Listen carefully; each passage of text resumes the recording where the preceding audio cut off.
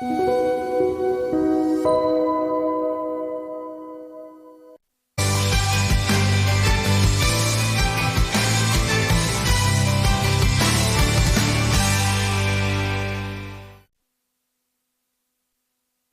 금요일 위클리 스탁포인트 시간입니다. 저희 한 주간의 투자 포인트들 같이 정리해보고 전략들 찾아보겠습니다. 함께해 주실 두 분, 이스토리의 정태근 이사님 그리고 퍼스트프라임 리서치의 손여로 팀장님 모셨습니다. 두 분 어서 오세요. 네, 반갑습니다. 안녕하십니까?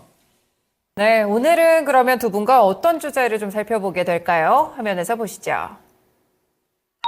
고래 싸움에 새우 등 커진다. 조선업, 미중 갈등 수혜 섹터 등급. 네, 조선업종이 이번 주 좀 말로 갈수록 분위기가 상당히 좋아지는 것 같습니다. 최근에 뭐 신조성과 반등했다 이런 이야기들도 있는데 오늘은 미중 갈등 쪽에서의 이제 수혜 종목까지 이 두 가지의 호재를 좀 받게 됐는데요. 그러면 정 이사님부터 우리 조선 섹터 같이 분석해 주세요. 네. 참 이슈가 그 무거운 조선주까지 이끄는 것 같아요. 무슨 얘기냐면은 아시겠지만 어제 같은 경우도 원자력 관련된 종목들이 강세였잖아요. 네. 근데 결국 그런 것들도 이제 무슨 뉴스에서 상승이 나왔던 것처럼 지금 자막에도 나왔지만 조선 같은 경우도 결국 미국과 중국의 갈등 수혜 이래서 반등이 나오는 것들 보니까 지금 시장이 어쨌든 개별 종목 장세가 계속 되는 것 같아요. 뉴스에서 이슈에서 계속해서 빠른 수단배가 나오게 되면서 결국 이제 조선주까지 상승을 이끄는 참 웃지 못할이라는 표현을 쓰면은 제가 맞을지 모르겠는데 아무튼 웃지 못할 그런 상황들이 좀 나오고 있는 것 같습니다. 그리고 최근에 이제 또 삼성중공업 같은 경우는 어저께 상대적으로 강세였잖아요. 삼성중공업 같은 경우는 또 미국발 또 LNG 또 수주 가능성에 대한 얘기들이 나오게 되면서 네. 조금 더 시장에서 강한 모습이 나오는 것 같아요. 뭐 제가 서두에 이슈라고 좀 말씀을 드렸는데 그러니까 결국 지금은 단기적으로 이슈에 대한 대응을 좀 하시는 게 맞는 것 같고 그리고 어제 삼성중공업 많이 오른 거 그리고 어제 오늘 HD 한국조선해양 많이 오르는 거 너무 걱정하지 마십시오. 어차피 수익성 좋은 수주 같은 경우는 2022년도 6월달 이후에 받은 것들이기 때문에 그게 설계가 끝나고 이제 실적으로 반영이 되려면은 이제 올해 하반기나 내년에 해야 되기 때문에 아직까지 기회가 많다고 보시면 될 것 같습니다. 그렇기 때문에 너무 걱정하지 마시고 조선주 같은 경우는 가운데 중자가 무거울 중자가 되거든요. 네네. 정말 무겁게 확실히 천천히 갈 거기 때문에 요거는 조선은 장기로 봐야 되는 섹터다. 이렇게만 정리하도록 할게요. 네, 알겠습니다. 조선 종목들 일단 사이즈도 좀 무겁고요. 그렇기 때문에 가는 속도도 좀 느릴 수는 있습니다. 하지만 방향성은 확실하게 챙겨간다라는 말씀 주셨으니까요. 조선 섹터 믿어보셔도 좋을 것 같네요. 그러면 손 팀장님은 어떤 의견 보세요?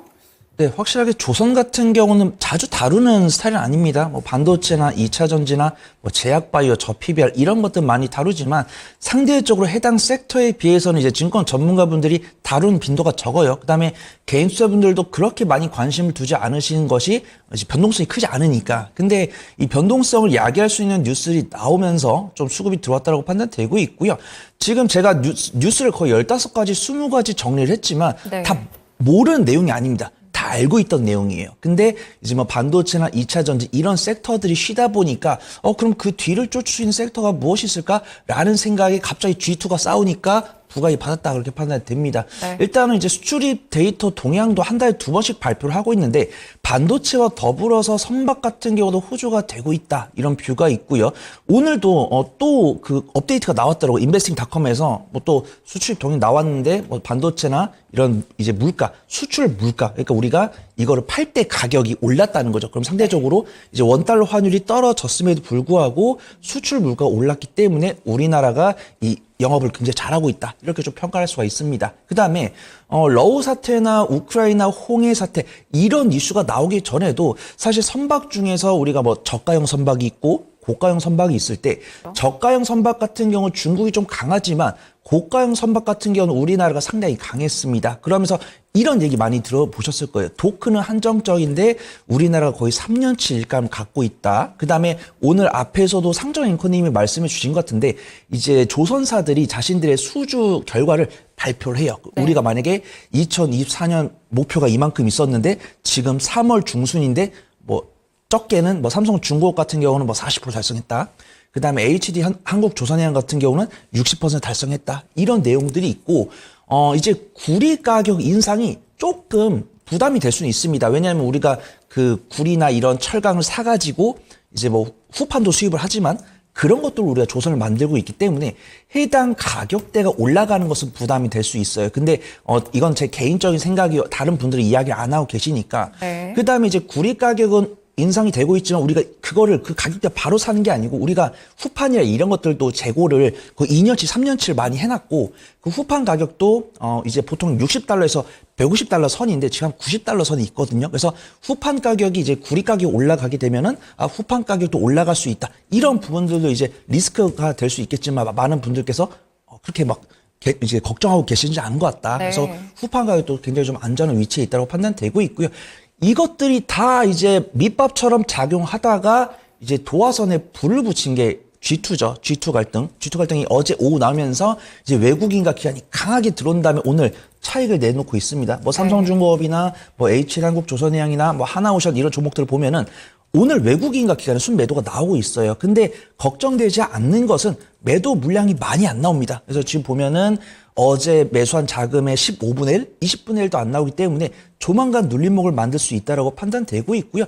조선이 변동성이 크지 않기 때문에 지금 방송을 시청하시는 분들 중에서 몇 분밖에 이제 구미가 당기지 않으시겠지만 매매를 못 하시는 분이라 한다면 조선업이 그 반사 수익을 가져갈 수 있다라고 판단되고 있고 원래 미국이랑 중국이 이제 반도체로 싸울 때는 우리가 이 반도체가 연관성이 중국이 크기 때문에 반사 수혜를 입을 것이다라는 기대감은 나오지만 실적은 반영이 안 됐어요. 우리가 반도체는 중국이랑 연관성이 강한데. 근데 조선은 우리가 중국이랑 경쟁 상대입니다. 우리가 LNG선도 러시아한테 수주가 오죠. 카타르나 유럽한테 수출이 옵니다. 그러면은 중국이랑 관련이 있기 때문에 저는 G2가 싸웠을 때 반도체랑은 달리 이 조선은 정말 수혜를 입을 수 있다. 이렇게 판단을 하고 있어요. 그래서 오늘은 음봉 나오니까 관심 종목에 넣어놨다가 뭐 오늘 오후도 괜찮고 다음 주에 좀 여유 되실 때 좀 저점 다지네. 외국인 기관 조금 단기적인 차익 마무리하고 다시 들어오네 라고 했을 때 그때 매수를 해보시면 좋을 것 같습니다. 네, 조선 종목들 수출을 이끄는 섹터 중 하나로 부상을 하고 있습니다. 사실 뭐 수주 현황을 보시면 이미 이제 올해 자체가 4분의 1밖에 지나지 않았는데도 불구하고 굉장히 공격적으로 차근차근 수주를 달성하는 모습인데요. 이렇게 좋은 업황 속에서 모멘텀까지 이제 불거지게 되면서 조선주들의 상승이 나타났던 것 같습니다. 일단 조선 섹터는 여유 있게 수급 들어왔을 때 좀 대응해보자라고 말씀을 주셨는데요. 그럼 조선 섹터도 여러 가지가 있으니까요. 추천 종목이 궁금합니다. 정 이사님 어떤 종목 보세요? 네. 오늘 이제 손효 팀장님이 하실 말씀 많다 그래가지고 오늘 좀 짧게 할 겁니다. 저는 HD 한국조선해양을 탑픽으로 제시하고 있는데 결국 저는 대장 봐야 된다고 봐요. 네. 보고 아마 하나오션이 돌아서는 속도가 제가 볼 땐 제일 느리지 않을까 생각이 들거든요. 그래서 아마 올해는 다 흑자선은 될 건데 중요한 건 이제 얼마만큼 수익성 개선시켰느냐 이게 관건이겠죠. 그렇기 때문에 이제 HD 한국조선해양 실적을 보게 되면은 이제 올해 영업이익이 이제 1조 68억 정도. 지금 가이던스, FM 가이드 보게 되면 9천억 정도, 9천억대 나와 있거든요. 그래서 그거보다 더 많게 좀 잡히고 있는데, 그래서 이제 어찌 보면 2023년 작년 대비해서 256%의 성장이기 때문에 수치는 상당히 좋아질 겁니다. 그래서 이거에 대해서 시장이 얼마만큼 빨리 주목을 하고 땡겨줄까가 관건인데, 지금 뭐 조선주가 강세를 보이는 부분들은 실적보다는 이제 미중 갈등 요 이슈가 반영이 되고 있기 때문에 요게 식고 난 이후에 아마 천천히 매수하셔도 되지 않을까라고 생각이 듭니다. 충분히 올라탈 시간 줄 거라 생각이 들고, 네. 그리고 이제 올해 같은 경우도 이제 올해 목표치 같은 경우도 135억 달러인데 이제 83억 불 정도 기록하게 되면서 벌써 62% 달성을 했습니다. 그래서 석유, 화학 제품 운반선이라든지 뭐 LPG, 암모니아 운반선, LNG선은 말할 것도 없죠. 이런 것도 69차 정도 수주를 하게 되면서 여전히 수주 잔고 상당히 괜찮고, 그리고 조선주 같은 경우는 제가 한 가지 요것만 말씀드리고 좀 마무리할게요. 네. 그 과거에 조선주 같은 경우도 이제 대중국 관련주로 해가지고 2007년도 날아갔던 때가 있었거든요. 근데 그 이전에 조선주 같은 경우는 2001년부터 2004년까지 상당히 긴 기간에 하단 박스권을 만들고 난 다음에 2005년부터 본격적으로 왔거든요. 근데 지금 2001년부터 2004년까지 흐름을 보게 되면 지금과 최근 흐름과 상당히 유사합니다. 그렇기 때문에 조선주에 관심이 있으신 분들 같은 경우는 과거 2001년부터 2007년까지 조선주 흐름을 한번 참고해 보시면 좋을 것 같아요. 네, 과거 흐름을 참고해서 살펴보자. 그리고 일단 확실히 대장주 쪽으로 보셨습니다. 오늘도 조선 종목들 가운데 HD 한국조선해양의 퍼포먼스 가장 좋게 가고 있는데 이 종목에 대한 주목해보시면 좋을 것 같네요. 손 팀장님은 그럼 조선 섹터 어떤 종목 볼까요? 네, 저는 기자재인 동성화인텍을 말씀드릴 건데 한 가지 정정을 좀 하도록 하겠습니다. 네. 이 조선 섹터에 대해서 조금 너프하게 천천히 다음 주에 대응해봐도 좋을 것 같다고 말씀드렸는데 오늘 오후에 좀 바로 접근을 해야 될 것 같습니다. 왜냐하면 네. 수급이 너무 개선됐습니다. 그래서 삼성중공업이 아닌 다른 종목들도 외국인과 기관의 단기 차익이 확인됐거든요. 근데 지금 HD 한국조선해양은 외국인과 기관 쌍끌이 순매수 다 바뀌었고 그다음에 하나오션 같은 경우도 기관 순매수가 바뀌었습니다. 그래서 탄력은 삼성중공업이 가장 강한데 저는 하나오션이랑 HD 한국조선해양이 굉장히 수상해 보인다 좀 네. 말씀을 드리고요. 그 중에서 난 변동성이 강하면서도 이 조선에서는 LNG선이 영업이익률이 제일 잘 나옵니다. 그렇죠. 근데 그 LNG선이 가장 필요한 본행제를 만드는 기업은 동성화인텍이랑 한국화분 두 가지가 있습니다. 근데 동성화인텍이 상대적으로 저평가 매력도 더 있고요. 그다음에 시가총액도 3,500억이기 때문에 변동성은 더 클 수 있습니다. 그다음에 종목 자체를 보더라도 실적 개선 기대감이 많은 것 같아요. 그래서 일단 기업 개요 말씀드렸고 뭐 시가총액이랑 저평가 매력도 말씀드렸는데 실적을 보면은 이제 4분기에 실적이 훼손이 돼 보이거든요. 근데 이게 매출 채권이 증가했기 때문입니다. 근데 매출 채권이라는 거는 우리가 공급 계약을 맺었어요. 근데 이게 공급 계약 맺었을 때 뭐 다음 주에 갖다 주는 게 아니잖아요. 그다음에 이제 공급 계약 됐을 때 우리가 물건을 나눠서 갖다 주면은 계약금을 주고 중간 정산을 합니다. 근데 회사에서는 아직 받지 못한 물건은 나갔는데 받지 못한 걸 매출 채권으로 잡아요. 그러면은 이 종목이 지금은 뭐 매출이 얼마고 실적이 얼마지만 돌아올 돈을 이제 매출 채권 유출하는데 그 부분이 반영이 됐었습니다. 근데 올해에서는 그 매출 채권을 안전하게 받아내면서 실적이 강하게 개선이 될 것이다. 그렇게 보고 있고요. 증설도 진행을 했습니다. 그래서 제가 아까 도크 얘기를 했었는데 이 도크는 제한적이지만 이 동서와인텍의 본행제 캐파를 증설했을 때는 예를 들어서 뭐 분기 매출이 500억 나왔다고 하면은 캐파 증설이 나오면 500억 나올 게 뭐 600억, 700억 이렇게 나온다고 한다면 동서와인텍이 2024년 실적이 2023년 대비해서 더 개선이 될 수 있다. 그렇게 판단을 하고 있고요. 그 결과로 현재 퍼가 42.87인데 12개월 선행 퍼가 10.84입니다. 그러면은 현재도 저평가 매도를 갖고 있는데 올해 연말 실적을 봤을 때는 저평가 매도가 더욱더 하실 수 있는 종목이다. 좀 말씀을 드리도록 하겠습니다. 기술적 위치 나쁘지 않고요. 3일 연속 외국인 순매수 들어오고 있으니까 5장에 천천히 주워 담아 보시면 좋을 것 같습니다.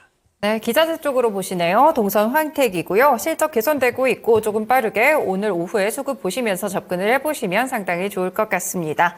뭐 제가 두 분의 싸움을 원하는 건 아닌데요. 예, 정 이렇게 이사님은 짧게 했어요. 그러면 오늘 방송 들어오기 전에 길게 한다고 나고 질문 하나 더 받으시라고 제가 좀 심술 좀 냈습니다. 네, 기자재 섹터는 그러면 네. 아무래도 조선주보다는 속도가 좀 빠를 것 같은데 이런 측면에서는 어떻게 보세요? 빨라요. 똑같다고 빨라요. 보세요. 그 LNG선이라든지 그 선박들 있잖아요. 이런 것들 원가 알게 되면은 조선주 급하게 볼 필요가 없어요. 그 잘 생각해 보게 되면은 작년 같은 경우에 이제 조선주가 그 하나오션이 결국 4분기에 적자 전환되긴 했지만은 그렇죠. 작년 분기 보게 되면은 이제 HD 한국조선해양, 뭐 삼성중공업 이런 기업들이 흑자 전환됐거든요. 그 흑자될 수 있는 계기가 뭐냐면은 2021년도 6월 달부터 적자 수주가 아니라 간신히 흑자 수로 넘어섰어요. 그게 반영되면서 2023년도에 이제 흑자가 된 거거든요.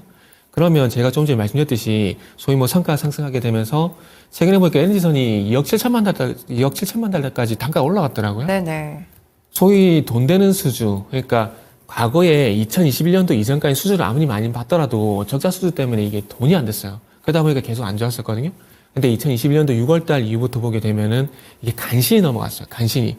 그 원가를 말씀드리면은 LNG선 같은 경우에는 17만 4천 세제곱미터급 이게 표준형이거든요. 네. 요거 한 척 수주를 받게 되면 간단하게 이제 그냥 달러로 계산하게 되면 2억 달러 정도 수주를 받아야 그 LNG 탱크 있잖아요. 네. 요게 한 척당 로얄티를 5%를 줘야 돼요. 그럼 그거 빼고 나면은 2억 달러 정도 수주를 받아야 한 1,000만 달러 정도 이게 마진이 생기거든요. 근데 그거 이상 수주를 받기 시작한 게 2021년도 6월 달입니다. 그때부터 들어왔거든요. 그때부터 받기 시작해가지고 그걸 설계를 하는데 보통 한 18개월 정도 걸려요. 그러면 2021년도 6월 달에 받았으면은 2023년도 딱 18개월 반영하게 되면은 2023년도거든요. 그때부터 그게 반영이 되기 시작한 거죠. 그러면서 작년 상반기에 되게 할지 모르겠지만은 흑자, 전환되게 되면 쭉 상반기 랠리가 나왔었잖아요. 네네. 그런데 이게 중요한 건 그때 당시에도 원자재 가격 반영된 부분도 있다 보니까 생각보다 마진이 크지 않다 보니까 좀 됐었는데 이 채광석 가격이 2021년도 이후부터는 계속해서 안정화가 되고 있거든요. 네네. 그런 상황들 속에서 성과가 올라가게 되면서 수단가가 올라간 것들이 2022년도 6월달 전후에서 받았기 때문에 그게 올해 그래서 그것도 18개월 계산하게 되면은 올해 하반기가 되거든요. 하반기랑 네. 내년 초가 되는 거예요. 그렇기 때문에 조선주 같은 경우는 실적이 나와야 돼요. 근데 그게 2005년도 같은 경우도 마찬가지로 흑자 전환이 이루어지게 되면서 주가가 이렇게 상승하기 시작했었거든요. 네. 근데 그 이전까지도 보게 되면 그때 뉴스를 한번 찾아보세요. 2001년도 찾아보시면 그때도 어떤 문제가 있었냐면은 그 3D 업종이라 가지고 조선 업종에 사람 안 그신다는 얘기 했었어요. 근데 최근에 보시면 아시겠지만 작년에 그 뉴스 상태 되게 많이 나왔었잖아요. 네네.